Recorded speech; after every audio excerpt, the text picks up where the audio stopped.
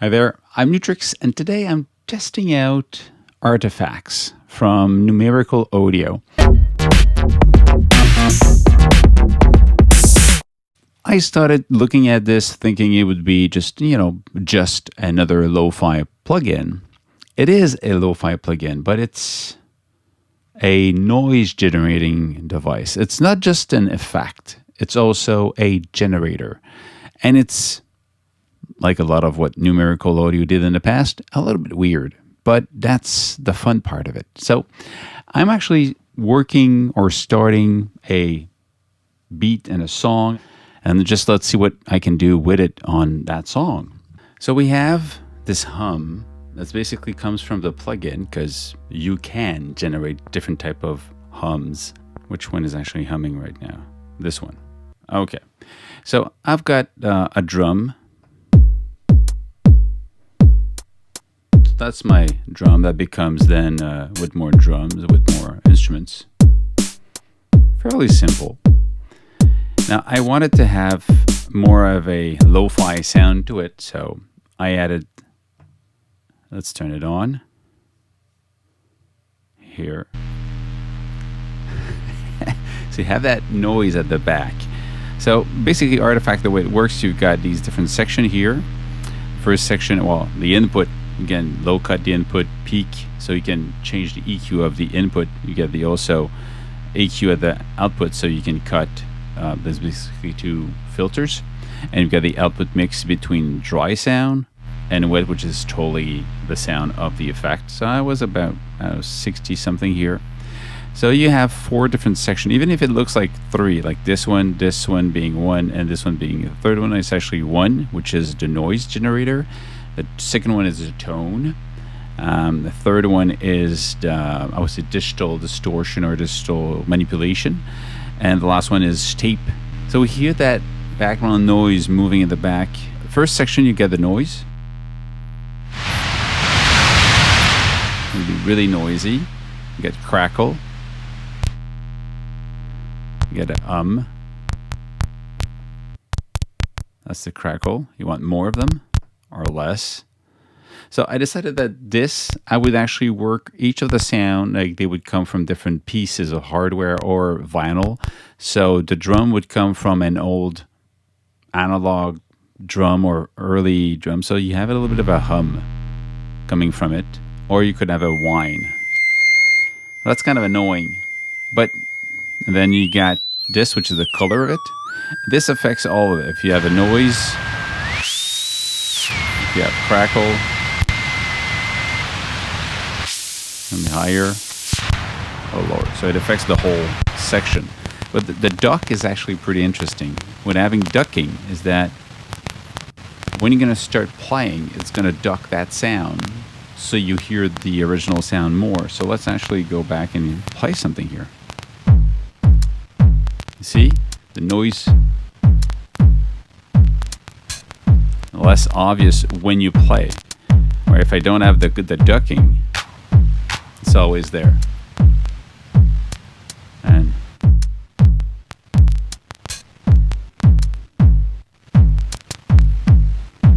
same thing if I have, let's say I have this, I have it pumping.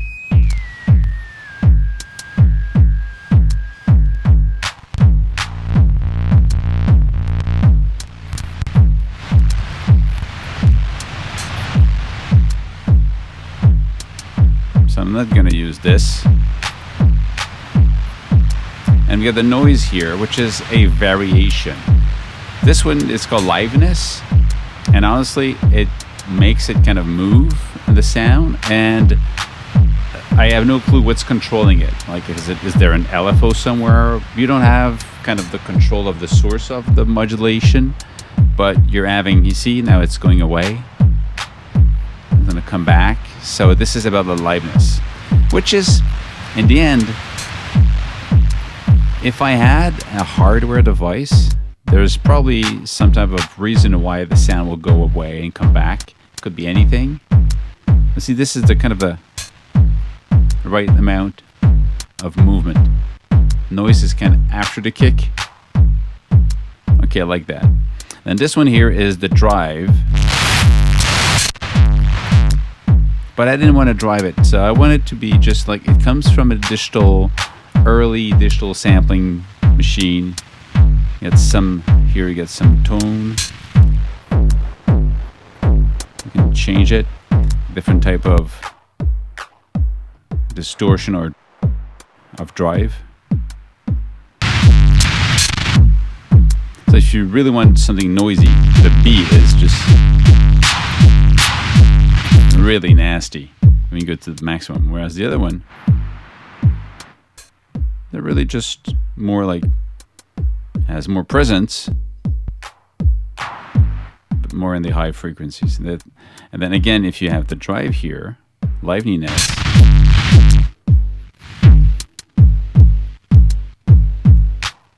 and this is going to change as the song is going. And the next one is De-rez, so you get rid of the resolution as you go up here. So you get lower resolution to the point that you actually lose the sound totally. So I wanted some of De-rez, and this is bit reduction. So you get that digital noise, which is really cool. But I already have it somewhere else in the song, so I don't want to have too many sounds with the same distortion. And glitch, which is, it's pretty cool, the glitching, but it changes so much the tempo or the part that is glitching that I don't want it on the drum. I want it on something else because the drum will stay very precise in this case. I've got the tape, so we have this, you want it to be stereo, so right away you hear that movement. You have the wow, it's all about having a tape machine. You have the flutter, it's less obvious on the drum, we'll do it on an instrument just right after, but you have this, you get the tape, again liveness here, drop out. Now if it's biased, it means that basically when the sound goes lower, it's going to distort it more, whereas if it's wearing, basically the sound will just stop playing at one point because the tape is just not able to record and play back. And because I'm in the mix mode, I hear the original plus that result. But let's go back. Well, if you don't know what these are doing, remember that you have the little question mark. Click on it, and then you just go here, and it tells you, okay, this is what this does. So pretty cool. And if you go here, liveness, it tells you that this is control how the variation module affects the tape section within. What's the variation module? Where is it? If anybody knows where to find it, just point to me in the right direction. I'll be just so happy to know how you can change that and control that more. So you have, and then you have the flutter, you get the rate, which is the speed of these two here for the flutter. Let's go back to the sound I did for this. I did one called where the user, this one, noisy drum. That's the one. Okay, that's a soft one. It just gives you more presence, and you get that noise. But it might be too much of a. I'm gonna bring it down here, and I'm gonna control how much noise I want, and I don't want too much of it, like that. But I got some of that electrical noise, but not too much. Okay, so if I add the bass, get rid of this one now. Turn off this. Just the bass playing. I can actually have this one here as longer, or this one.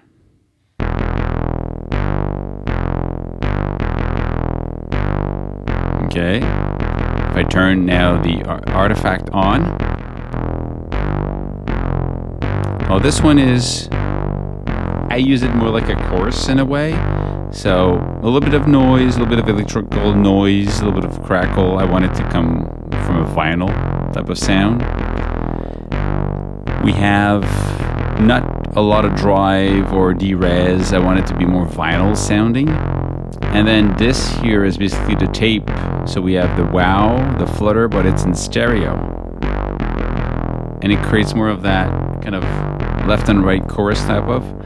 And instead of going with the where, I wanted to go with the bias. It means that when the notes are softer, it distorts a little bit. And then there's liveliness on this one. And then again, you get, if I had only that, it's not enough. And if I bring that, if I want to be a little bit louder, I could.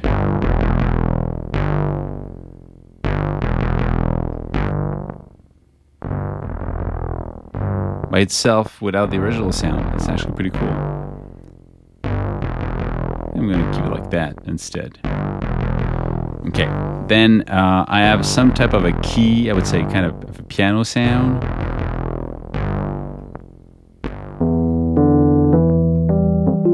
Turn off the other one. Kind of a Rode type of piano. Turn on the artifact. Now this one, I like it. It sounds noisy. You have not really a lot of noise, but you have this here, the reduce and the De-rez. Yeah, some wow, some flutter, and stereo, so you get that stereo effect. But you have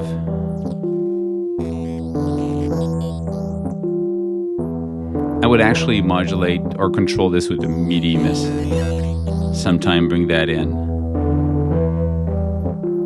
If you listen carefully at the end of you get that with the headphone, you get that, and you get little glitches at the back going. So it's pretty cool for a main instrument playing.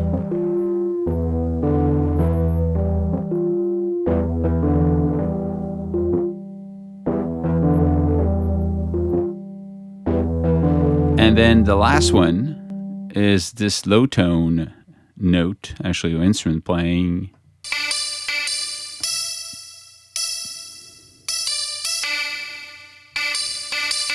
Okay, so let's just add the artifact to this one. Now this one is noisy in stereo and it's glitching. It's got everything.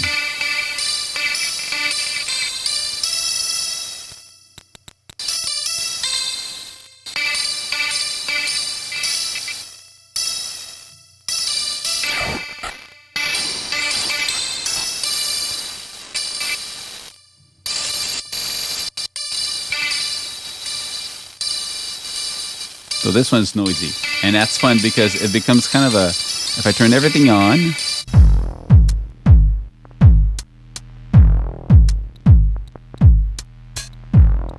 the is coming back and moving away.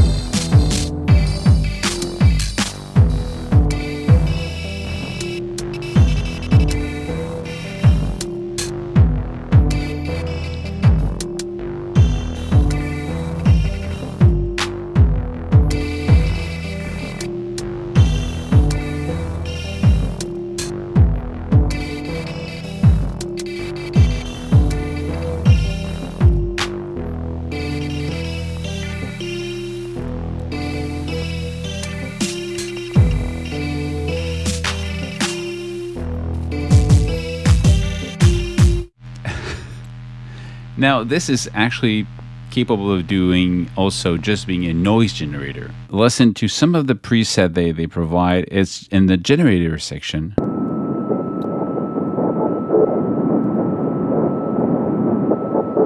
That's for sound effects designed for film.